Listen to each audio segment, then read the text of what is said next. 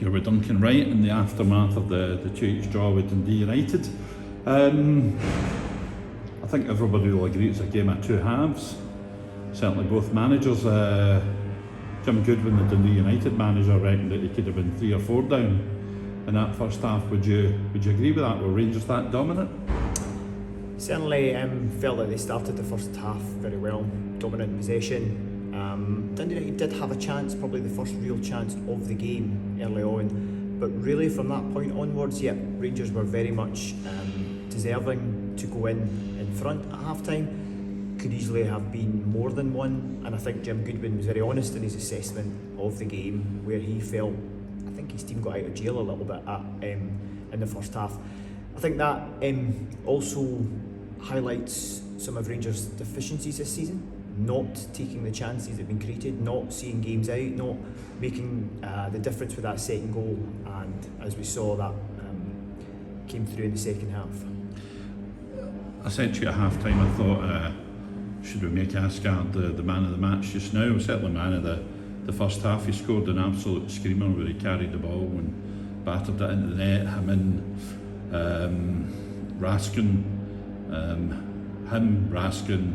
and Majowski had a fantastic set of interplays to get a shot away, and you know he was really the star of the show in the first half. But come the second half, we never really kicked on, and they got a goal relatively after about 15-16 minutes, and we were struggling at that point. We were, and we unfortunately reverted to type for this season. We took the foot off the gas. We didn't go for that killer goal, that killer second goal as we talked about. We started to lose duels, we started to lose 50-50s. We began to leave spaces that Dundee United could exploit. There was a change of shape from Jim Goodwin. He identified where the difference could be made at half time, and we just didn't turn up second half. It's as simple as that, and that ultimately to me is on the players. The game was there to be won. They get plaudits for the first half performance, but it means nothing. It means nothing when you put in the performance that came in the second half. United's second goal was with about 15 minutes to go, and I think we were all reaching for the panic button at that time. Would you say they were dominant, or were Rangers reverting to type? I was sitting beside David Leggett, and he said he hadn't been that impressed by Rangers. He thought if we were playing like we did today against Hearts would have won. If we were playing against Hibs, we would have won. Was it that kind of game? I think we were good in the first half, but equally Dundee United, and Jim Goodwin admitted as much, they were poor. They played better in the second half, and in the reverse we played more poorly. We can't put in a complete performance. We've yet to see that from this team this season in terms of a full 90-95 plus minute performance. Dundee United didn't have to do an enormous amount to get the goals, and I think that would be the worrying thing. There are two main deficiencies with Rangers. We don't score enough goals, and the opposition are always likely to get chances and take those. Yes, the Dundee United second goal is a great strike, it's a beautiful finish, but they should score from the chance they had before that. Butland makes a really, really good save, and it's from the second phase of play that the really good strike comes in. So they were deserving of the 2 goals. They'd grown themselves into the game, and to be honest, our equaliser, I felt, came a little bit out of nowhere. It came a little bit against the run of play. In terms of their goals, the first one was subject to VAR, but it was awarded. The second one was could Rangers done more in defence against that one? Yeah, I'd like to see it back. Certainly live, it looks like we're slow to react to that second ball. It looks like we're slow to close the player down. We make almost a decision for him. He's centre of the goal. He thinks there's nobody coming towards me. I've got the opportunity for a strike. And Sybil's a player who has quality, and he shows that there. But yeah, I think there's things that defensively we would certainly want to do differently. In terms of the Rangers goal with a few minutes to go, Tavernier thunderbolt, but pretty nicely set up by Mikey Moore, who has been the subject of quite a lot of criticism. Yeah, I thought Conor Barron did really well at the beginning of the move as well. He won the ball in midfield and he released Mikey Moore, who showed some good strength. And the thing that impressed me with Moore was he was able to pick the pass out. So it wasn't that failure to deliver on the final ball.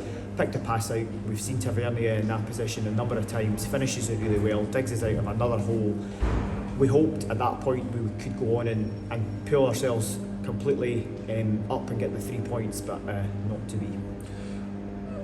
Follows a bit of a glass half full kind of production. So in terms of today, obviously Asgard get pass marks. You mentioned to me that you thought that Tav was playing better because he was getting a little bit more support, a little bit more protection from players around him. Moore, obviously that was a beautiful wee set-up. I thought Rothwell, although he was played obviously in two different positions today, I thought that Rothwell, we're seeing kind of like the best of him, like for instance we used to see from him with Leeds United. Were there any hopeful signs? I think there would be a number of people who would say there are good players at Rangers Football Club at the moment. There are skillful players, and we saw that with Asgard in the first half. He looked much more like the player we expected we were going to buy. Rothwell driving from that midfield. Raskin, we know what he can do. The two wide guys also looked like they were effective. The problem is that it's not happening on a regular, consistent basis.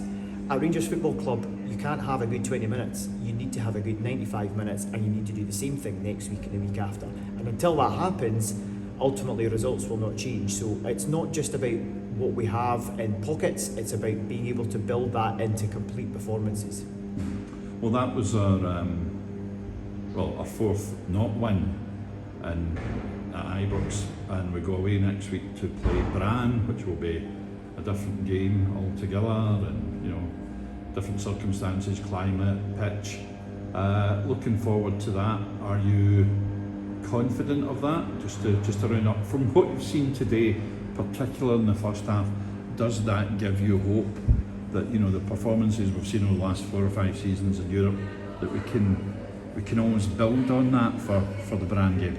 I think we have to be realistic in where this team is at the moment. They are desperately short of confidence. They are completely rudderless with, at this point, no permanent manager being appointed, have had a poor performance in terms of results and performances in Europe.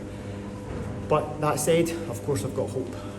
There are talented players there. We have to hope that they can deliver that performance that maybe they owe us. Maybe they can find something to do it over the course of the full match and keep our European qualification hopes alive, really. This is a game that, in order to have any sort of progression, I think we need to get the 3 points away in Norway. Thank you for that, Duncan, and we'll see you at the next game. Cheers.